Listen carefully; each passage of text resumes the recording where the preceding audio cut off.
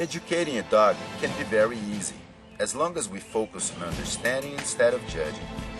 In order to achieve this goal, we need to understand the meaning of the dog's behavior and the process it takes for them to learn and memorize. We need to understand how their brain works and their needs, recognize their capacities and their limitations, and only then try to show them the way.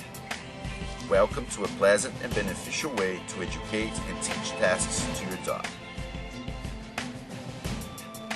This is Natural Dog Teaching, and I'm Tomas Spiegel.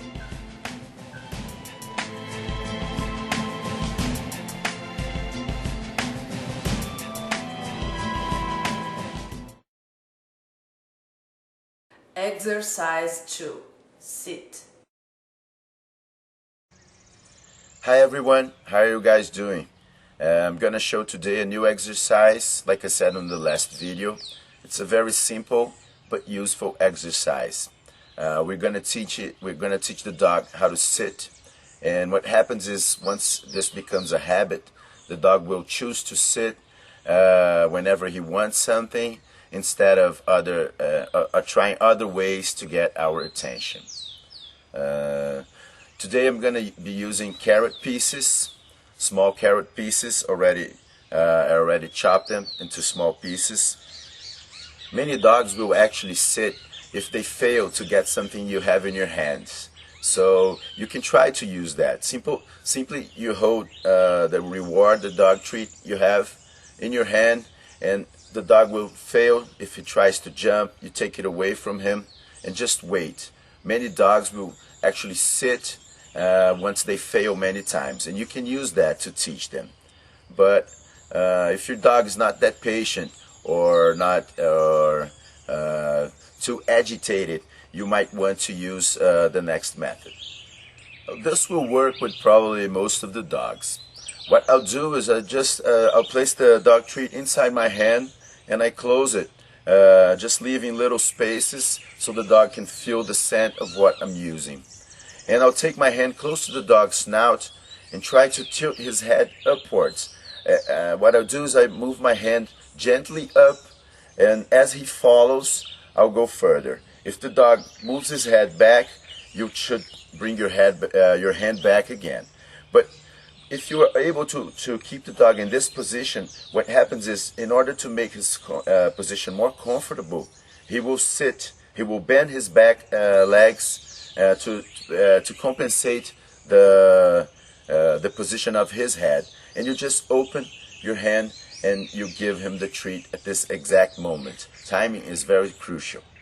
Once you've done it a couple of times, you can start to shape the gesture you're going to use. I usually use my palm up, so I just leave the dog treat on the face of my palm like that, and it's very easy to change the exercise from this to this.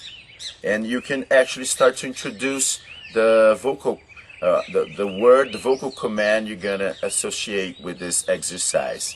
So in the first times you do it, try to say simultaneously with the dog's action. So when he's sitting, you say sit, sit. Once you get to the point where the dog already understands the exercise and you've already done 2 or 3 times the name of the exercise, sit, simultaneously with the action, you can start to ask for the exercise before. Sit. So you go to the dog, and instead of waiting for him to move into the sit position, you ask sit and you show him the gesture before. Always remember to focus on your gestures, because the dog will memorize what he sees much before he will memorize words and the actions related to them. If you're having trouble teaching your dog how to sit, you can also use what we call shaping, which is we just wait for the dog to sit, and once he sits, we tell him that's very good. It's very important, your timing. You must have your dog treat in hand, and you must be very happy, show that you're very happy with that once the dog does it. Many dogs will learn that way as well. Well, guys, that's it for today. It's a very simple exercise, and I hope you train it with your dog. Don't forget to combine. You can combine the here exercise that I showed on the other video with the sit. So call the dog comes, and then you ask him to sit, and then you reward him. So don't forget to subscribe if you haven't already, and please leave your comments and your questions. I'll be very happy to answer them. Take care.